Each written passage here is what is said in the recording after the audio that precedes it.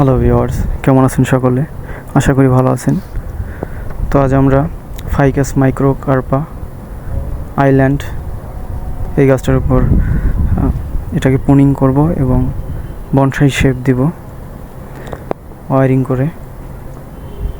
তো চলেন বরাবরের মতনই আগে যে অপ্রয়োজনীয় ডালগুলো কেটে ফেলি, যেগুলো বেশি বর্ধনশীল হয়েছে ওগুলো কেটে ফেলি এবং যেগুলো প্রয়োজন সেগুলো রেখে দেব। আমি বড় ডালগুলো কেটে ফেলতেছি কারণ যাতে ছোট ডালগুলো বড় হয় এবং এর ডালটা যেন যাতে মোটা হয় আর কি। তো বড়গুলো কেটে ফেলতেছি।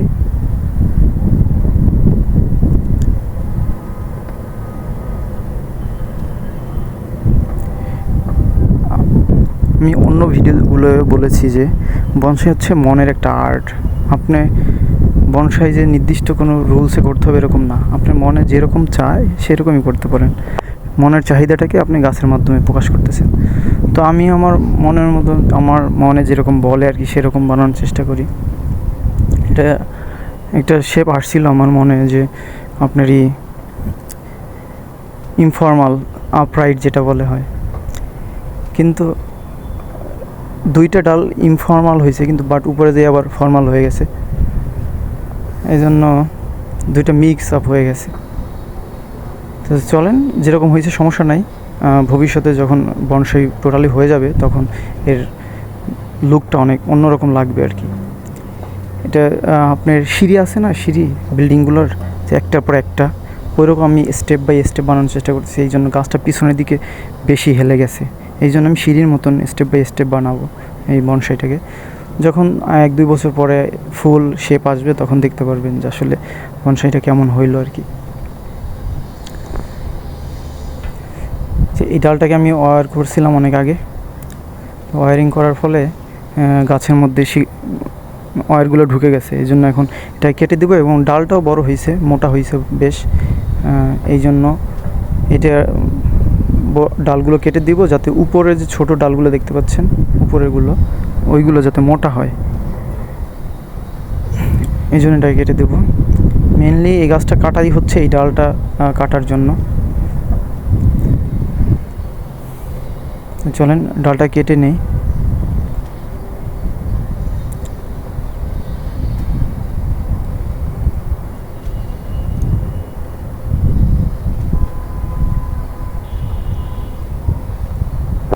এই গাছটাই কিন্তু খুব সুন্দর বনসাই হয় আর কি। ছোটো গাছই ফল আসে, চায়না বট যেটাকে বলি আমরা আর কি, সেটা ছোটো গাছই ফল চলে আসে এবং এর ব্রাঞ্চগুলো অনেক হয় আর কি, সুন্দর হয়। কাটলে যতবার কাটবেন পাতাগুলো ছোট হয়ে যাবে, তখন আস্তে আস্তে আরও সুন্দর লাগবে।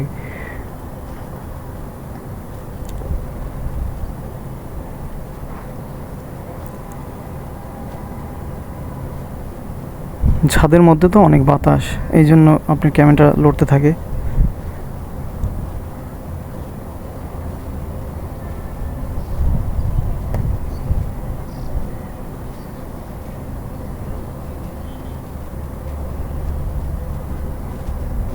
যে এই দুই পাশে যাতে সমান থাকে, দুই দিক ডালের চওড়াটা, তাইলে একটা বনসাই শেপ আসবে আপনার।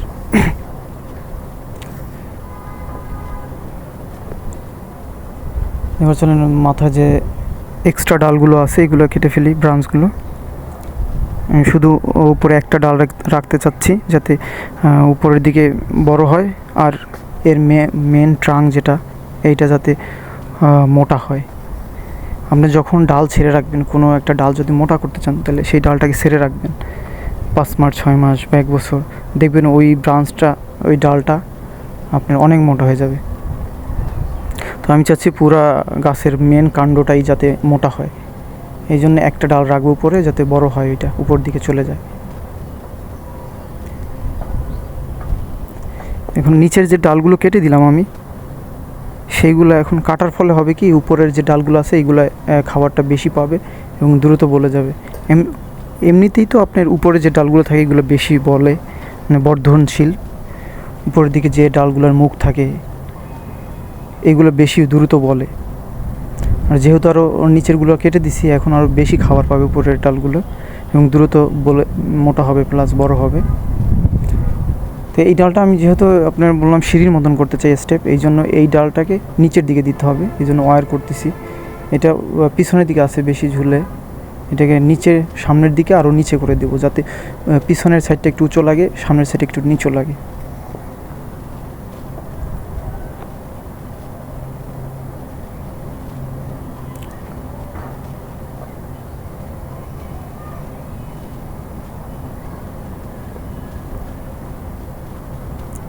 তো ব্যান্ড করে নিই, নিচের দিকে দেই একটু এটাকে, ডালটাকে।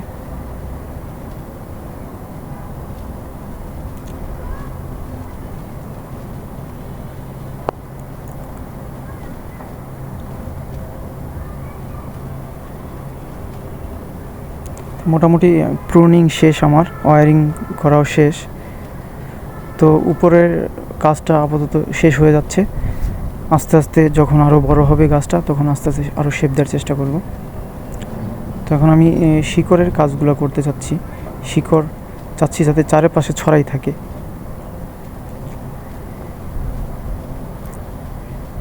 এক লেভেল এবং যাতে সমান থাকে। তো এখন আমরা শিকড়ের কাজ করব। দেখতে পাচ্ছেন এই যে মোটা শিকড়টা আছে, এর পাশে যে শিকড় হয়েছে এটা একটু উপর দিকে, এই জন্য উপরের শিকড় দুটোকে কেটে দিচ্ছি। নিচে আবার শিকড় আছে আরও দুইটা, এইটা হচ্ছে ওই মোটাটার সমান সমান, মাটি সমান আছে। উপরে যে শিকড়গুলো হচ্ছে এইগুলো আমি রাখতে চাচ্ছি না, যাতে লেভেল থাকে একটা, যখন মোটা হবে তখন যাতে এক লেভেল থাকে শিকড়গুলো। তো আমি উপরের শিকড়গুলো কেটে দিচ্ছি।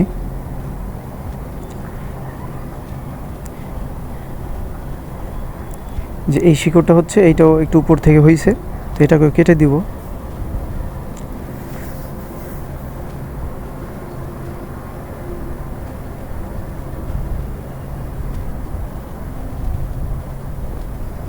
যে কেটে দিলাম এটাকেও।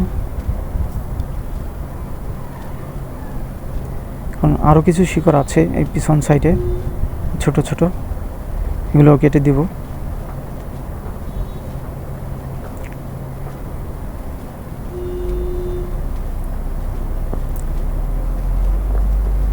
দেখতে পাচ্ছেন এই যে ছোট শিকড়, এগুলো কেটে দেব।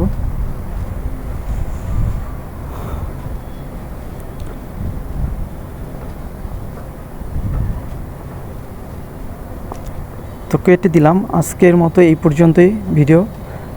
ভালো থাকবেন, সুস্থ থাকবেন, আমার চ্যানেলটা অবশ্যই সাবস্ক্রাইব করবেন।